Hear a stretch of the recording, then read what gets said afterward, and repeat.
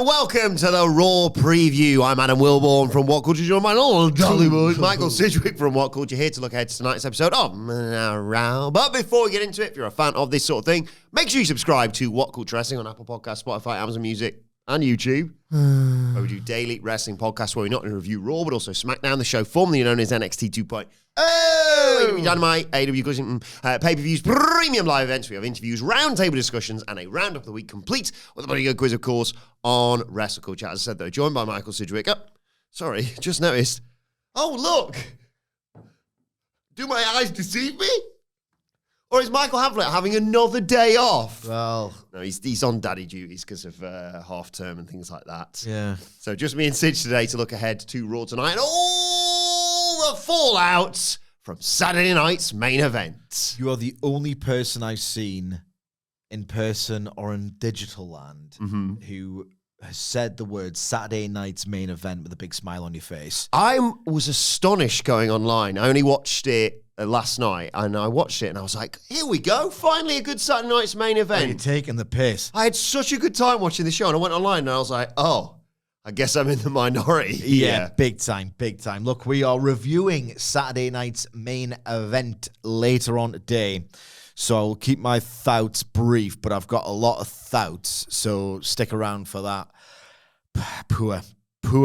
Like, there's WWE's PLE standard, and look, seems to be consensus from WWE fans. It's not me doing my pissing and moaning bit.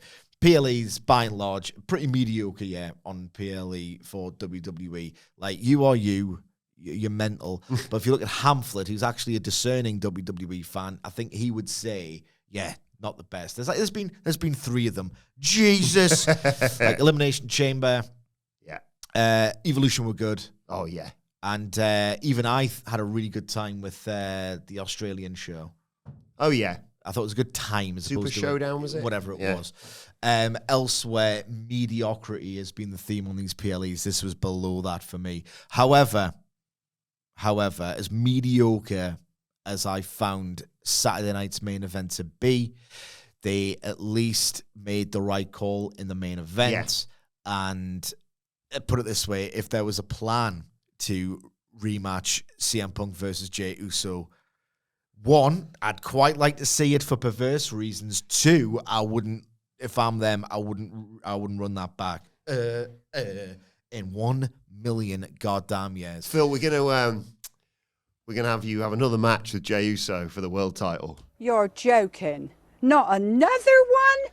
Phil, we are going to have a trilogy of sorts because we really need to deepen that Jey Uso heel turn. So, Punk, are you ready to go? No! But I mean, like, I enjoyed the show, but I also wasn't like, well, this was high art, particularly with that neck breaker spot where I was like, guys, what's happening? I'm going to say nothing. I'm going to say nothing. I'm going to save it all for the review. But what I will say is that switching gears to Monday Night Raw, CM Punk, spoiler alert, is your world heavyweight champion. Congratulations on winning the Seth belt. That photo was class. That photo Should we was discuss awesome. the photo? Yes, please. Tell them about the photo. There was an incredible photo posted. Was it on Punk's socials or was it just, I don't know. It's on social media, basically, with 4 champions in WWE, that being the QB, Cody Rhodes, the new World Heavyweight Champion, CM Punk, the new, spoiler alert again, SmackDown Women's Champion, Jade Cargill, and the NXT Champion, Ricky Saints.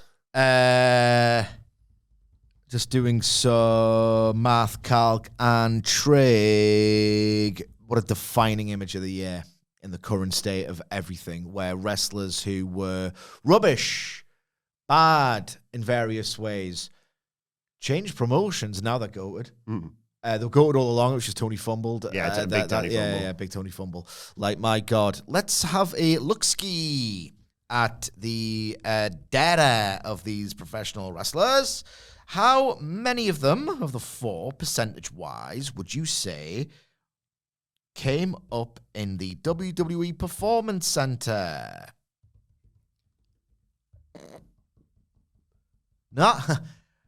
Not a one of them. So Jade Cargill got retrained in the Performance Center. Remember when Triple H was like, yeah, she wasn't ready, man. Look at the training she had.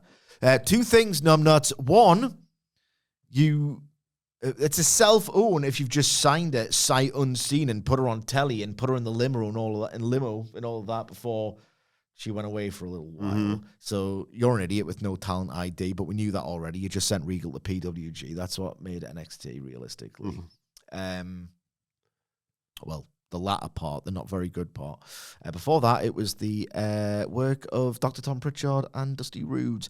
Ricky Sainz, I know you're going to say he's worked down in the Performance Center because strictly speaking, he has, but no. CM Punk, no. Cody Rhodes, developmental WWE guy, but tell me what's the defining thread here? And this is canon in WWE, had to go away, get over, which he couldn't. What a stupid cell phone these narratives are. It came up because Drew McIntyre was talking about he set the template. Yeah. That informed the face-to-face stuff on SmackDown. Who came back better? Which one of us had to leave this hellhole where you can't really get over unless you go away and then come back? Or you have enough experience before entering this hellhole, i.e. CM Punk in the 2000s, and then you are equipped to get over, which they won't let you do for ages, but then you eventually do. This picture was like, I don't know what you're thinking with that. I think the defining thread was, well, guess what, guys? Come to WWE away from that piss-end company, AEW, and all your dreams can come true all at once. And it's like, you guys are way too obsessed with owning AEW. I feel like it is possibly a coincidence, and it's not some strategic aim. And I know WWE likes to, torment them, counter-program them, undermine them in so many different ways, like out front and undercover. I don't think they are so adamant about throttling AEW that they are going to strap up their champions purely to say, you know what? If you want to come here in the future, look at all WWE Championship Gold, WrestleMania, But it is quite staggering how the theme of this year has been, right, throttle AEW. Funny, more than anything else, that picture. And they're all complete dicks for posting it. I like them to various degrees professionally. I don't know these people. But my God, like, get over it. It was just totally bizarre. But going back to what I got sidetracked there. Sorry, yes. And you're responsible. But going back, we'll talk about SNME later on, but CM Punk is your world champion. He is an infinitely better choice than that bum, Jey Uso. Who has to turn heel now, right? Well, right, we'll talk about what Jey Uso can do right now, because we'll talk about what he's just done later on. Going back to my original point, CM Punk is going to be a good little world champion with the Seth belt. And I would like him to do his big sort of, it's time, They've been building in the background this program, this conflict with LA Knight. He's as good a pre-Road to WrestleMania guy he can feud with because there's a little bit of electricity to their stuff. It's almost thrillingly awkward, I would describe it, where they both kind of want the same spot. They're both splitting the audience. There's a sense of... I get the impression, and again, I'm just inferring this. I do not know these people or what goes on through their minds, but you get the sense that CM Punk thinks this LA Knight is a bit of a stammering mess who's only as great as he is in his own head. He's almost enjoyed sort of like taunting him. I was going to say toying with him, yeah. Toying with them on the microphone, which says to me that this is the opinion he holds of LA Knight. LA Knight, on occasion, has been rattled by it. So I want to see them go face to face. Like that little crackle of electricity, I'd really, really like to see that resumed. And they have been putting the work towards it. It feels like it's going to be interesting, going forward, because all the people have said immediately after this Punk result is like, right, what happens on Monday now? Braun Breaker's obviously in prime position, beating LA Knight last week, and basically is going to stand there and say, right, well, I'm the unofficial number one contender. So if I'd have been in that battle royal, you wouldn't have won it, or Jey wouldn't have won it, and I've already would have beaten you for the world title, for example. Then obviously, potentially, you've got the numbers game with Bronson Reed, obviously, because that's kind of how the vision works. So whether LA Knight has to be like, yes, aye, fair enough. I'll help you, CM Punk, but I want a title shot down the road or whatever.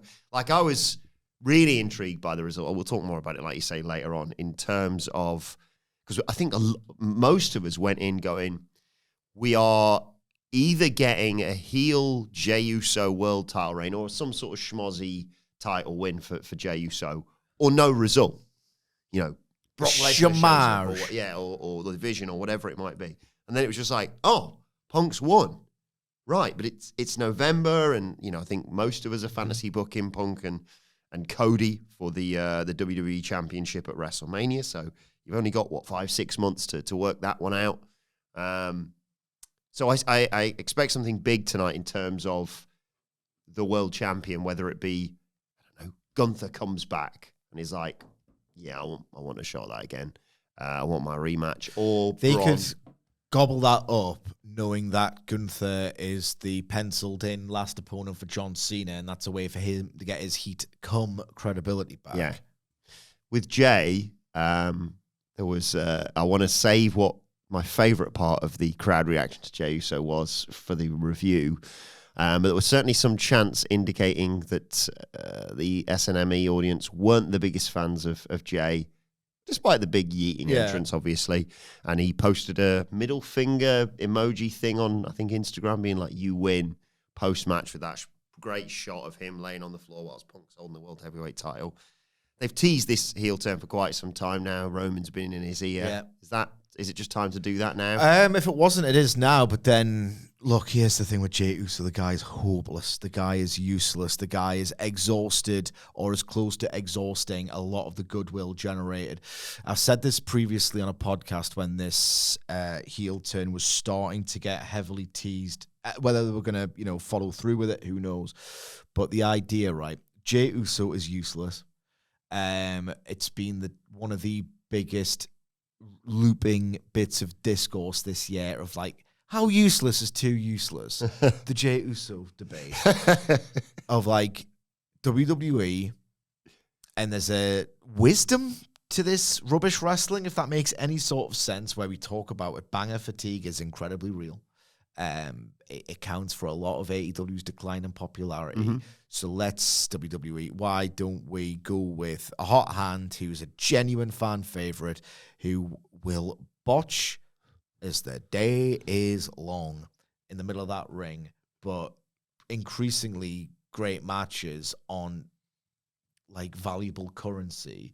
So let's sell a load of merch, get a lot of atmosphere in this buildings, sort of keep it simple with the most simplistic guy in the ring, in the world. Add to the thing of, because we said this at the time when he won the Rumble, like going into next year's Rumble, we all sense it'll probably be Sammy or Punk, but that has added some intrigue. I'll give him that. I will say, like, 2027 Royal Rumble comes around, and for example, they decide to finally pull the trigger on Braun Breaker, okay? And it seems like there's been Rumbles in the past, like more Rumbles than not, where you're thinking, well, that is the only one winner. Yeah. And whenever you think that, 99 times out of 100, it is that winner. It is Triple H's Rainmaker shock, if you like. Don't hurt me. I am not pancakes, waffles, comparing Jey Uso to Kazuchika Okada. I'm saying the beauty of the Kazuchika Okada Rainmaker shock at New Beginning 2012 is, like, it was such a seismic, unbelievable booking decision. So bold, so completely unexpected that it indirectly informed the drama of virtually every single New Japan big main event thereafter, because in the back of your mind, you were thinking, well, Okada's on course to replace Tanahashi as the ace. He's going to beat Bad Luck Fale. You're always in the back of your mind thinking, Ghetto's got this in him, to the point where Yota Tsuji had an early title shot, and people were thinking, well, why not? Yeah. Ghetto likes to do this. No, he liked to do this 12 years ago. You know what I mean? Yeah, it was just long in the memory. So I will be watching, so if nothing else, I'll be watching the 2026 and 2027 Royal Rumble thinking, they booked Jey Uso to win this. Who the hell knows?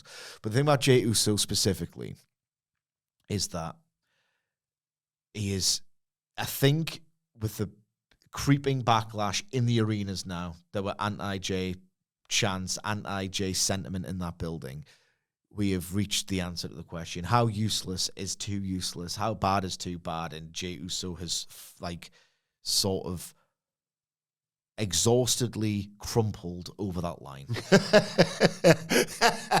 He hasn't crossed it. That would suggest a sense of momentum, a sense of dynamic momentum.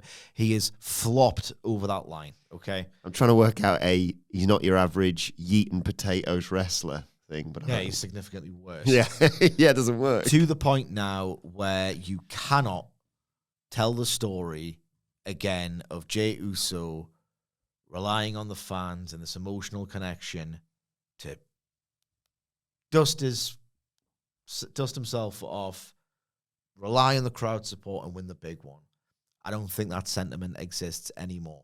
That is kind of evaporated. Yeats are saying you're washed. Yeah, anything? Yeah. It's anything, something. We have established this. Ergo,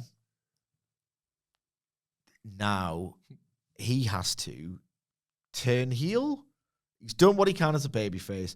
Here's the thing about Jey Uso. A lot of people have fun at his expense. Right? I think he's abysmal. But I also recognize, because I try and be impartial, if you can believe it, Yeet isn't just a fun thing to do in the arenas, right?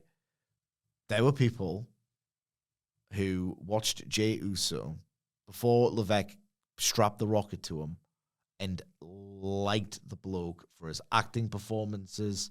He was very sympathetic to those fans with the Roman gaslighting evil overlord storyline. It wasn't just, Yeet's fun to do. And he's a pretty cool, funny guy sometimes. Let's give him the world title. There was at one point an actual emotional connection between the crowd and Jey Uso. There really was. They've flanderized him big time with this Yeet stuff to the point where he's more of a cartoon than ever. When he said, I'm more than just a gimmick, guys. It's like your gimmick is literally running back your entrance. Yeah, and you did it in the middle of a match and all the rest of it. Yeah, didn't he? So they've flanderized Jey Uso, and in the process of making him a caricature of Jey Uso, people have lost sight of the fact of they liked him because they really did sympathize with him on an actual, rare, emotional level. That's dead now, okay? It's dead. So you can't get that unless you tell one hell of a story. And who knows, maybe Bloodline Chapter 8 million is the one, but I don't think so, okay? Cool your jets. Okay. So unless they can magic up a story as good as Jey Uso's, or as effective, I don't want to say good, as effective as Jey Uso's arc between, 2020 and 2023? Mm-hmm. That ain't happening. It's simply not happening right now. Not with WWE's creative machine and the wires falling out of it, right? So I guess what you do is you turn him heel. This is the flaw. This is the fatal flaw. This all worked with Jey Uso this year because the fans realized, he ain't no great wrestler bell to bell, but if we lift him up and make some noise for him and we'll like him,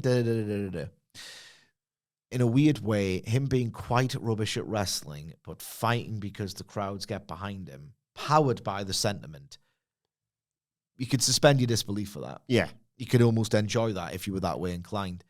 The idea of Jey Uso playing cunning, calculated, methodical heel, controlling the matches, being savvy enough to cheat at the right times, or being powerful enough, or showing his power and dominance when he's blowing out of his arse. Yeah. It's going to be a joke. It's going to be a joke. It's going to be fun, though. Each and every one of Yeet. Stop trying this. What? You're going to have to narrow that one down, brother.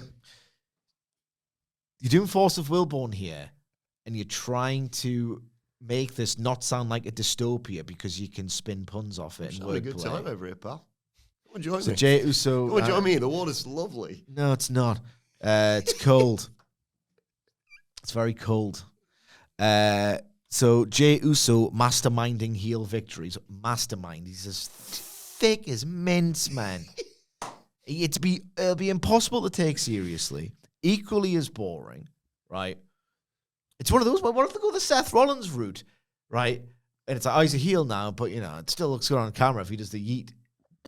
So what if he's just yeeting away because he can't get rid of those pops?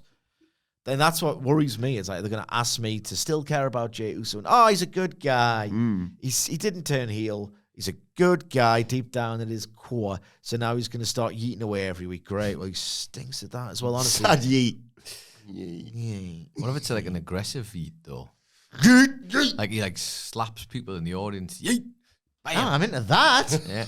Or like, the actual original yeet where it's picking somebody up and throwing them across the room. Yeah. Oh, don't worry, I'll keep yeeting, guys. He just starts yeeting people like a balconies. stunned child or something. Yeah. Option, stunned child. Is that better or worse than a stunned granny? That was my inspiration. It's a stunned granny. It's a stunned toddler.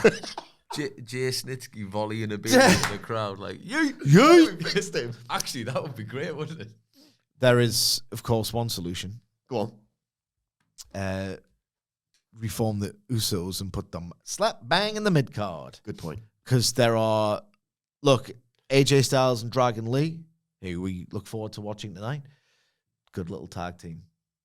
SmackDown, pretty woeful. That interaction between R-Truth and the Motor City Machine Guns was horrendous. You thought it was Christmas? I'm going to execute you, do you understand? What I'm saying is, you can kill two birds with one stone here. Right? 3 entities are getting killed. You at the end of this podcast and 2 birds. And I might use 1 stone for all 3. I haven't decided on the method yet, okay? You ever seen, is it Shortcuts? Robert Altman? Anyway. Has he ever, look at him, has he ever seen Shortcuts by Robert Altman?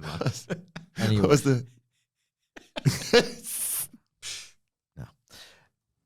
What you do is, you stop asking people to take Jey Uso seriously as a person with a brain in his head, okay? Mm-hmm. And you fix you love, how does WWE save this? Yeah. You love saving things, don't you? I love it. Like a lifeguard. Yeah. In your bloody podcast copy. You can save the tag team division and save me from Jey Uso by putting the Usos where they belong, yeah, in the tag team division. And I don't have to do these conversations anymore. I don't have to watch them anymore. Having said that, it was entertaining. It was like funny crap wrestling and validation all at once. You know what? I'm going to upscale my opinion. Saturday night's main event was good. That's like your favourite WWE as well, isn't it? Like when it's car crash shouting for it. Like, So actually, if anything, maybe Jay's the best in the world. Maybe. Did you see Food by for that? thought. Maybe he really is. Food for thought. Maybe he really with is. Michael 'cause he's got a Sidgwick. car. Did you see the greatest Don't press that crossover button today, buddy. of the Oh, weekend? that's a right different button. Soccer tangent. I don't want to talk about soccer. I am. Because Chesterfield got our first penalty in over 300 days. In the Oh, what's this? Oh. The big. Oh my God! It's Chesterfield. They're getting too big and too good. Stop giving them penalty decisions. They're a big disruptor to the big 6, the established order. We can't have that. What was that look? Who's got it in for Chesterfield? How many weeks in a row have we had someone from the FA coming out and being like, sorry, should have given you a penalty. Well, never mind. Unlucky. We finally got a penalty the weekend away at Stevenage. One of the best teams in League One. That's not even the league that we're in. Won 1-0. And yesterday, as if my day couldn't get any better, Chesterfield FC on Twitter posted a picture of our manager, who I like to call the tribal cook now, not the sex thing, as in C-O-O-K, with his finger in the air that said acknowledge him. And I was like, well, that's everything I want ever in an image right there. Crossover of the bloodline in my football team. You see that? Or anyone want to pass any thoughts on it? Definitely saw that, didn't you, Sidge? No. Wilbourn, I have a question. Go on. Because you were very careful with your word choice there. You got the penalty, but you didn't mention whether you actually scored the penalty or not. We did score the penalty. Did score the penalty. That's a shame. I mean, bonus. Northern Ireland International bonus scored it. I do like to see Chesterfield play well. Thank you. I like seeing you, all of us, your teams play well. I don't pick a side here, but I mean, it's a funny own goal, wasn't it? Like, at the end of the day, it was a funny own goal. Press the button. Press the button. Getting goals and Abort gas football tangent. Abort. Okay, now I'm going to press the button. I'm going to put from right here. Dynastic making! Where do you want to? Oh, you talked about the tag titles, actually. Let's talk about that match tonight. It is a rematch for the men's tag team titles, AJ Styles and Dragon Lee, a.k.a. AJ Lee, of course, versus the Judgment Day. This was fun last time. I'm excited to see them run this back. This was very, very good last time. Not a single second I was bored by or get to the point. All action. Great sense of belief orchestrated in that building. Hard it will be. I don't know why I've gone Yoda. Hard it will be to recapture that same sense of drama because you would expect the babyfaces to win. Yeah, they're retaining. It's Triple H. He likes a long title reign. Okay, it's one of his things. He really likes long, boring, pretty, uneventful title reigns. We can all agree on that, right? Boring, uneventful. I disagree on long. I agree. One of the three. Yeah, one of the three. However, I will be watching closely because I enjoyed the first one. Oh, a bit of that, a lot of seconds. But also, he's fundamentally obsessed with the on-again, off-again goings-on within the Judgment Day. The idea is, again, that certain members are at odds with one another. Dominik Mysterio has fallen afoul of JD McDonough and Finn Balor. So do you continue that? Maybe Dom trying to, what if I've got an idea for a bit of a bit. Oh. What if he's got the two titles? I know, yeah. Intercontinental Mega Championship. He's like, look, guys, I'm a double champion, okay? I'll give you some advice, and you can do this throughout the night. Like, they can be like, Dom, don't want to hear this. But he's like, doing very arrogant stuff, giving them advice, like they're really getting pissed off with him. And then at the end of the match, he interferes. This could go one of two ways, right? He can interfere in their favor, and they get the titles back. And then Dom, who's great when his head is just completely above the clouds, in the clouds, whatever, with total arrogance and hubris, he can spend the remainder of the next however many weeks saying, yeah, it could be like you. When you say the same things every single day and it annoys people. Like Dominik Mysterio every single week can go, God, you really did well following that advice, guys. Thank you very much. That's quite good. So there's a way of having all the titles with the Judgment Day, or all titles, some of the titles available to them. So they should be happy, right? They should be happy, but they're not because Dominik Mysterio is taking credit for that win. Or you can continue what they're doing now, and that is they fail to recapture the titles and they start to get really resentful of Dominik Mysterio. Ultimately, it all depends on the timetable of Liv Morgan's recovery. When is she back? When is she close to coming back? When can you start drafting the plans of doing Dom and Liv versus Roxanne and Finn, So who the hell knows? Do you know who I was thinking about then? It's one of our favourite wrestlers on this podcast. I'm talking, of course, of The Miz. Hoorah! Hoorah! I was thinking there, what if... See, Holland was giving it a bit of Miz at the weekend. Was he? In the old... Did the robot after one of the goals. I didn't care about that game. I was like, yeah, well done. I was expecting it to be a little bit, well, they were second. But then the second teams were... Anyone could be second. Yeah, anyone could be second. Not us. I was expecting to be a little bit closer. Tell you what, who's hot and cold for me? Who? Doku. Yeah. He was unplayable. He's weird, isn't he? Some games... He was unbelievable on that game yesterday. In that game. But I was thinking about The Miz in relation to this when... I can't remember who was the champion. But it was probably Cena, actually. I think it must have been. When he cheated, he used the belt or something.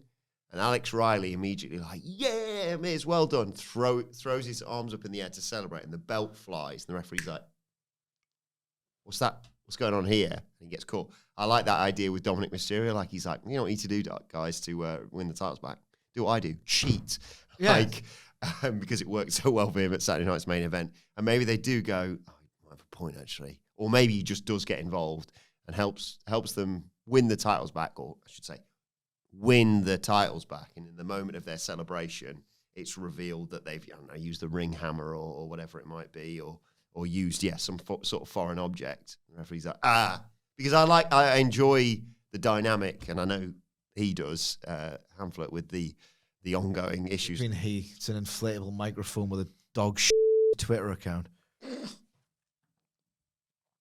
Hamlet, I meant, enjoys the ongoing, never-ending problems within the Judgment Day. But I think, well, to get onto him now, I think Dominik Mysterio is the best person in wrestling right now, in my opinion. I think he's absolutely sensational. He's the best thing in the Fed. I think everything. Okay. I care. Yeah, I personally care most about what's going on with Dominik Mysterio more than arguably anything right now. Even NXT. I'd say even more than NXT, because I think he's on that. He's having an incredible year. He's on that cusp of some amazing things happening to him, involving him. The fact that his name has been mentioned as one of John Cena's final 3, and no one's gone, Dominik Mysterio. I get it. It's a great idea. It's special things are going to happen to him soon, and it will be promotional malpractice if those things do not happen to him. Would you like to see that? Because obviously there's a lot of talk. There's 3 more appearances from John Cena. War Games. He can retire this second, I wouldn't care less. But the Raw in Boston, and they're starting the tournament next week, of course, to determine who will face John Cena at the last Saturday night's main event of the year. But yeah, Dom's being mentioned, not only obviously because he's the IC champion, and there's the whole lore of Cena with that and what have you, but Dom's having an amazing year. He's a great opponent for John Cena. I know he's sort of a bit more babyface now, but he's obviously playing up the heelish side of things. I'll talk more about how genius he was in that match at the weekend when we review it a little bit later on. But yeah, I don't think it's completely out of order to suggest he's one of the sort of must-have names on that list for John Cena. Because of so what is this 3 dates left? 3 dates. There's no confirmation of matches on each show. I mean, he should work Dom. Yeah. It'll be interesting though, because it doesn't matter. Very little does. Would they get a classic crowd rejection? That would be a nice touch, even if they don't really mean to do it, of people just love Dom and Cena gets boos, and he could have fun with that. Ironically, when there's no pressure for him to be a heel, he was always quite good being this smug, all right, you've got a crowd favorite in your little smart city, fine, I'll play up to this. Like the famous ones like Punk and Van Damme. Cena was never going to be a good full-blown heel, but they could have him be situational again, which he's kind of done really well at in the past. So I'll take Dom. It's going to be Gunther, why not? I seriously don't care. Something weird. I feel like there might not even be a third match. I think, Dom at War Games, Gunther at SNMA at the end of the year, and then there's the Boston show where I think he could probably wrestle, but in the dark match, and he could just, I don't know, be the Doctor of Thugonomics or whatever for one last time against. Yeah. I think is it before? I think it's before Survivor Series. Remember Berry's ass run.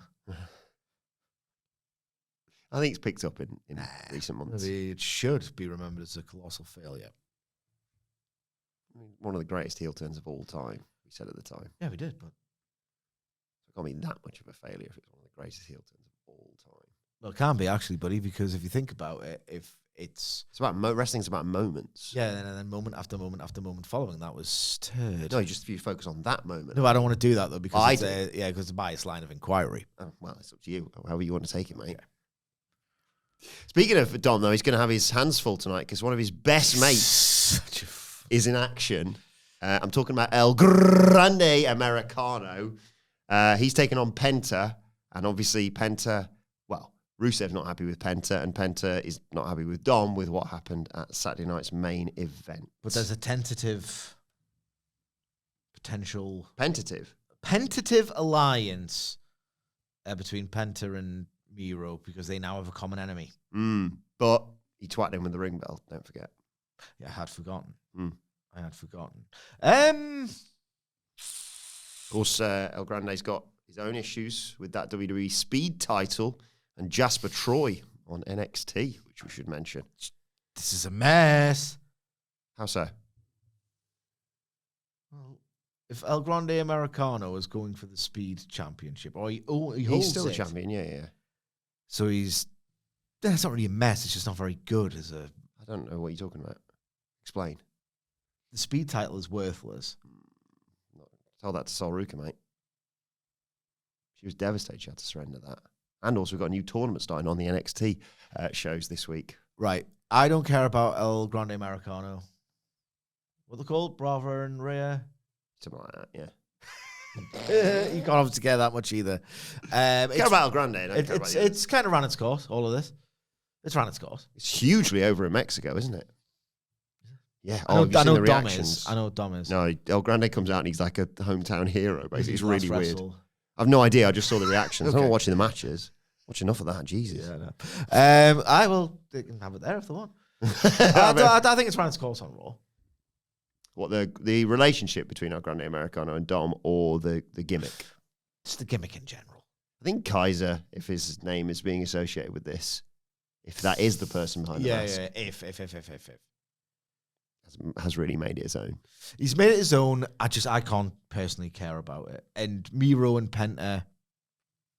Penta's one of those weird enigmas where I feel like I should be bored, and then he's so great. Or he does one thing every single match. Yeah. I'm like, they've really done a good job with him, because I thought stabilized mid-card presence. Whatever happens with Aladis. I don't know where that was. Nick Aldis. With Aladis, get Penta elevated to where he can be a sort of situational plug-in title contender. Yeah. Let's see how far he can go. Yeah. I sense there's going to be.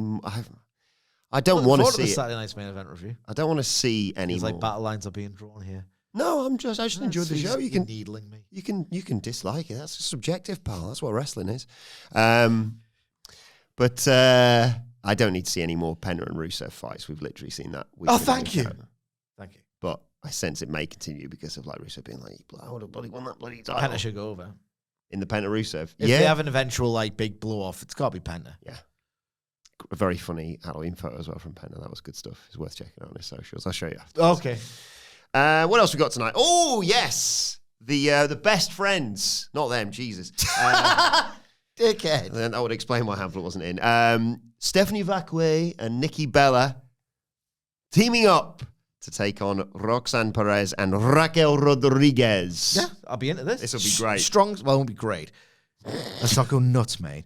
But strong style Nikki Bella Yeah. kicked ass last week. Rocking Roxanne Perez. Stephanie Vaquer is, one of the best wrestlers in the world right now. This should be a hard-hitting blast. Hard hitting. Like you like doing the don't you? Yeah, but like that's Hard short. hitting. Yeah, but it's mainly I use for short for and. Yeah, but hard I hitting apostrophe. Hard hitting. if you like. Yeah. That could be a nickname.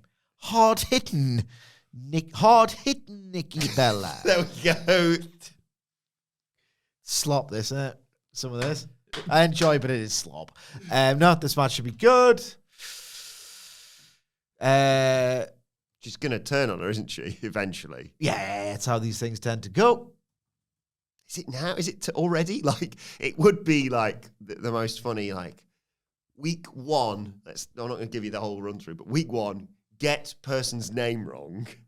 Week scene missing. Week 8, me and Stephanie Vaquer, we're best mates. Yeah. Week 10, save her. Week 11, she saves you, or whatever way it works out. Week 12, turn on her. Yeah. Betray her and What try if win she the title. starts purposefully getting a name wrong when they're embroiled in conflict? Every week she can have a different one, different enunciation. Okay. So we've had Stephanie Vaquer. Vaquer. Vacay because she's never buddy at work. Yeah. Yeah, handful. Just in case the audio listeners didn't catch that look. I wonder if people will grass us up to him. Could she get her first name wrong? Is anything like Stephanie? Stephanie Penelope? Is that anything? Penelope Vaquer. I've been practicing your surname, and that's why I'm here with Penelope Vaquer. Excuse me? Why not, I mean, what am I meant to say about this match? It should be quite good. It's got Roxanne Perez in it, yeah. So it's almost guaranteed to be good, I'd say. And Stephanie Vaquer, which kind of helps. Nothing against Raquel Rodriguez, obviously, but... Hang on. It's not guaranteed to be good, though, is it? Because Roxanne Perez versus Kairi Sane. Was it that match that was a total disaster? I've already forgotten it, yeah. And then Hamflett said it was a salvage job for the ages in a quote/take that will... I still haven't forgotten it. And I believe I will shudder whenever I remember it every day for the rest of my life.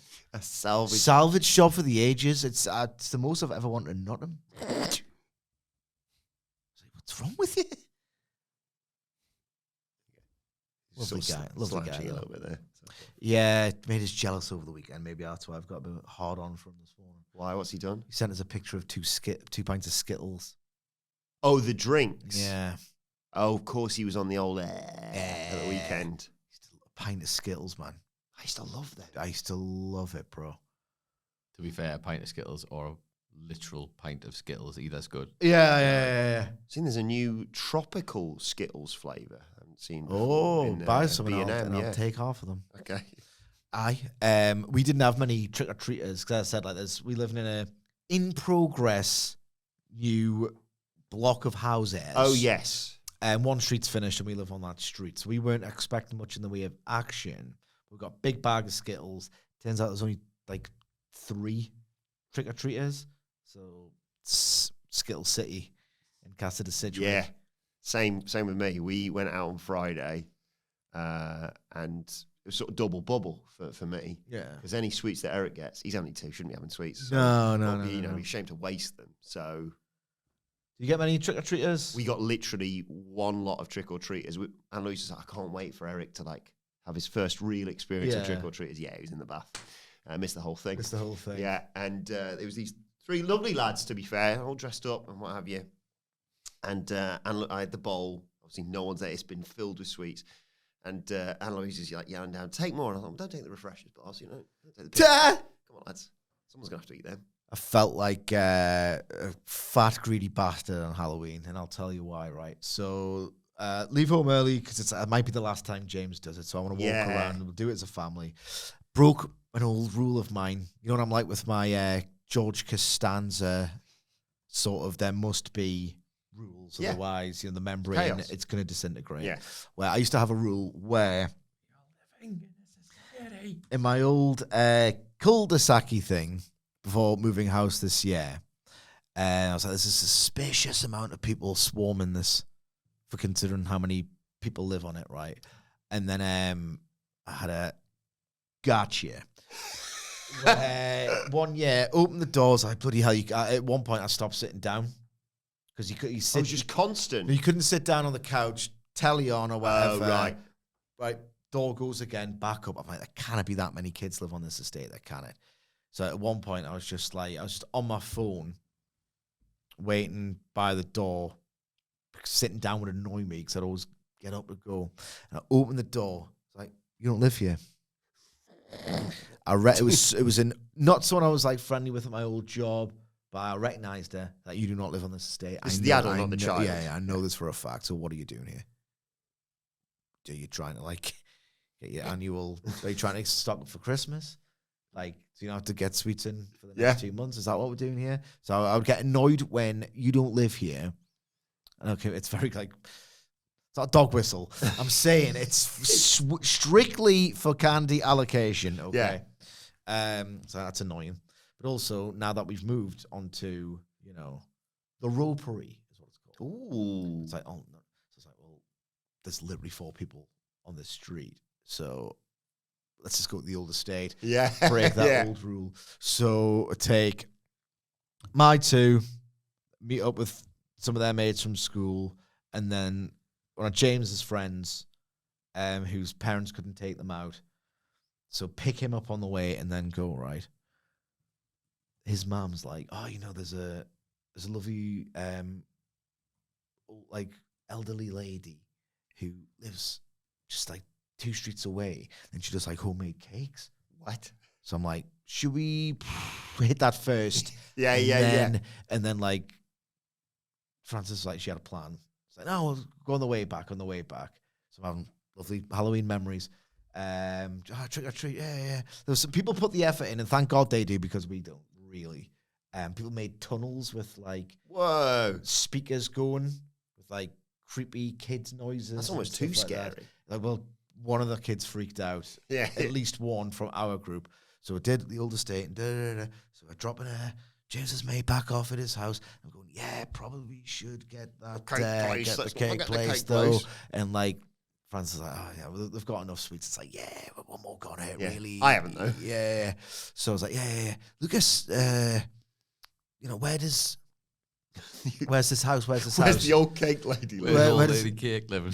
And like, so I'll walk over there, and it's just like, all right, okay, well, this street, there's no action. And the general etiquette is that there's no decorations, that's the rule. Borderline. If there's no light on, you do not knock, right? You do not knock. So we'll go to where the cake lady lives, and there's not a light on in the goddamn house, and there's no decorations neither. So I'm thinking, it's fine. So I can make cake. I can make cakes. And then I'm like, yeah, probably shouldn't. And then the kid goes, I'll knock. It's like, yeah, better. You're burning through the window. Yeah, you better, just in case. And it turns out, because in my head I'm thinking, what if she's made all those cakes? She doesn't want to go out putting like jack-o'-lanterns all over the house, because, she's not getting any younger. But what if she's gone through all of that effort and no knocks? No knocks. It's like, you better knock just in case. Lo and behold, crispy cakes out the ass. Oh, nice. And I'm thinking, what if no one had knocked? Yeah. I've done something good today. Yeah. Unbelievable crispy cakes as well. That does sound good. But how many kids have you got? 7. Yeah. No, to be fair, I don't think she'd got much action, because like she was like, you can have more if you want. There's not much activity around here. I'm like, So the idea of, pestering some old lady who's just given up the cake racket like 5 years ago just because I won a cake. Well, speaking of cakes, Bayley and Lyra Valkyria, it's a treat to see her in the ring. I don't know what you're talking about. Tagging together against the Kabuki Warriors tonight on Raw. How do you see that one going? Good stuff.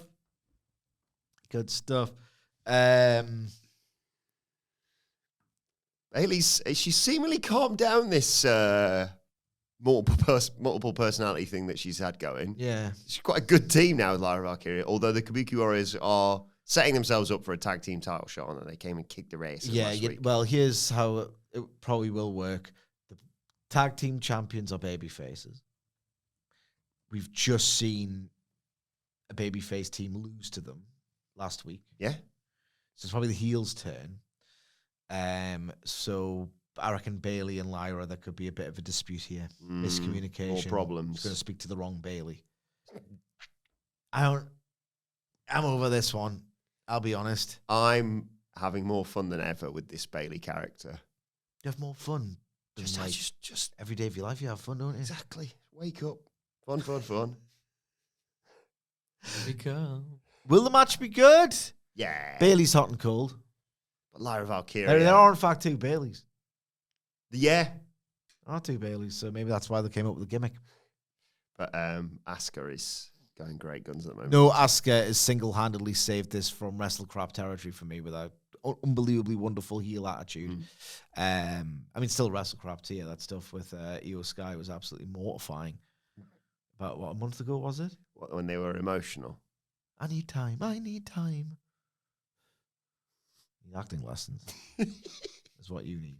I can't possibly care about the future exploits of the Bayley character, considering it's impossible to take seriously. We've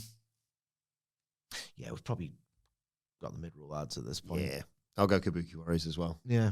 Let us know your thoughts ahead of Raw tonight in the comment section below, or on X at WhatCulture WWE. Watch there. You can follow all 3 of us. You can follow Michael Sidgwick at M. Sidgwick. Follow me at Adam Wilbourn. You can follow our brilliant producer, Adam Nicholas, at... It's Adam Nicholas. And you can follow us all, as I said, at WhatCulture WWE. Make sure you subscribe to WhatCulture Wrestling, wherever you get your podcasts from, for daily wrestling podcasts. The 3 of us will be back tomorrow to review Raw, and we'll be back later on today to review Saturday night's main event. But for now, it's been the Raw Preview. My thanks to Michael Sidgwick. Thank you for joining us, and we will see you soon.